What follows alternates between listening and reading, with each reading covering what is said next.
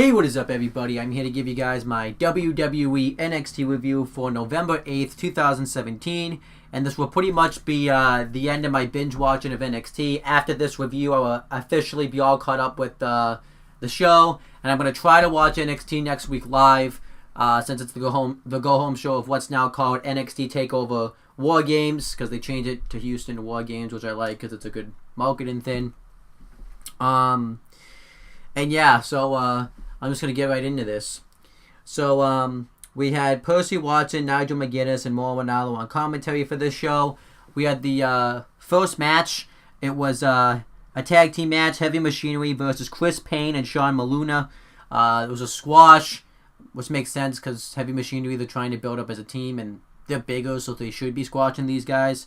And but I thought Heavy Machinery hit some nice moves in this match. Tucker Knight hit a springboard elbow drop. Otis Dozovic hit a version of the worm, but instead of doing like the splash, he hit the elbow drop. And eventually Heavy Machinery win with the compractor, and that was it. I like this though. It was a good squash. Good way to make Heavy Machinery look strong. Then Ember Moon gets interviewed, and she pretty much talks about the comments that Mercedes Martinez made in the previous episode, talking about how she couldn't win the big one. So she pretty much challenges Mercedes Martinez to a match next week. And then we had the next match. It was Kairi Sane versus Billie Kay with Peyton Royce ringside. Good match. I thought they worked pretty good chemistry together. Kairi Sane, though, won with an elbow drop, and then that was it. I thought Peyton Royce should have laid her out to kind of build up Peyton Royce going into this NXT Women's Title 4-way match, but I guess they didn't want to do that. Then William Regal's backstage, and Cassius Ohno comes up to him and says that, since he's been on a roll in NXT, he wants to get himself back in the NXT title picture, so he wants to face Lars Sullivan at NXT TakeOver WarGames, so that way he can be the first one to make a mark on him. And William Regal likes the idea, so he makes the match for NXT TakeOver WarGames. And then we had a WarGames video package. Pretty much it was just a hype video for WarGames. You had people like Arn Anderson, Dustin Rhodes, and Booker T hyping this matchup, talking about how brutal it is, and talking about how they're happy that it feels like the American Dream, Dusty Rhodes, is coming back. So that's why I think they're not doing the Dusty Rhodes Tag Team Classics, because they're bringing WarGames back. So I like the video package. It was very good. Then Zelina Vega and Andrade Cien Almas have an interview. They talk about pretty much how the Andrade Cien Almas is a different person now. Zelina Vega talks about how she's known him for years. And Almas says that he's going to become the new NXT champion at NXT TakeOver WarGames. I'm actually looking forward to this match at NXT TakeOver, actually. Even though the build's not the best and it's just a filler feud, I think they should have put McIntyre in the WarGames match instead. But they were kind of booked in a corner because they couldn't leave Strong out of the pay-per-view, so they just threw him in the NXT title match. So I was fine with it. Then we had the Velveteen Dream versus Cesar Bononi. Velveteen Dream wins with the Death Valley Driver, I think. I forget actually what it was. And afterwards, he talked about how at NXT TakeOver WarGames, Aleister Black will know the name of the Velveteen Dream. I didn't actually like him this week. He was acting more Velveteen Dream this week.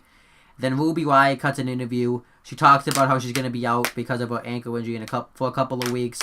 And Sonya Deville comes up and rubs salt in the wounds and says that she should have just tapped out because her ankle wouldn't be in this position, and she would have been the one going on to win the NXT Women's Championship at NXT TakeOver WarGames.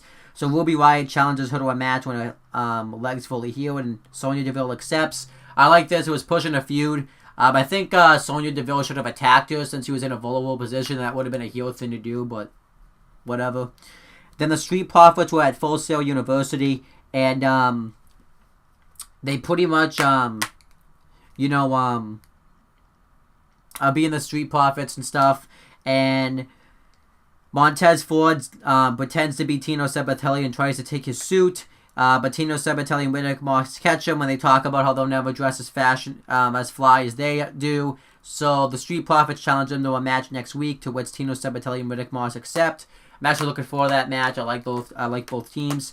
And then we had the main event. It was Roderick Strong versus Adam Cole. I didn't really think it made any sense that Adam Cole didn't come out with Bobby Fish and Kyle O'Reilly since they were a faction. Like, I didn't really think that made any sense. But this was a really good match. I thought they both delivered. Roderick Strong hits a sick pendulum backbreaker, and then a toe-to-roll backbreaker, and then a suplex into a backbreaker. Adam Cole hits a super kick, a suplex into a knee to the head, and I just thought both guys really worked hard in this match. Eventually, Roderick Strong hits a backbreaker onto the turnbuckles, and he goes to pin Adam Cole, but Fish and O'Reilly run out. They beat him up, and then the Authors of Pain run out, and Strong and the Authors of Pain fight with the Undisputed Era. Then Sanity run out. Everybody gets into a brawl, and eventually it ends with Roderick Strong suplexing Adam Cole on everybody, and everyone's laid out, and then the show goes off the air. And I thought this was a great prelude, showing that, to WarGames coming up.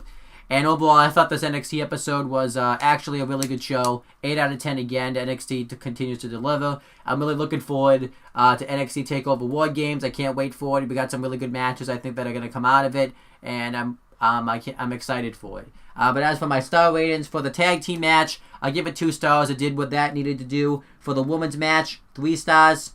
For Velveteen Dream versus Cesar Bononi, 2 stars again. And then Strong versus Adam Cole, probably 3 1/4. It was a really good match. That's pretty much it, guys. Thank you guys for watching this video. And thank you guys for watching. Like, comment, and share. And make sure you guys, subscribe to the channels like CM Brothers, Owen the Talkinator, and my channel. That's pretty much it. Talk to you later.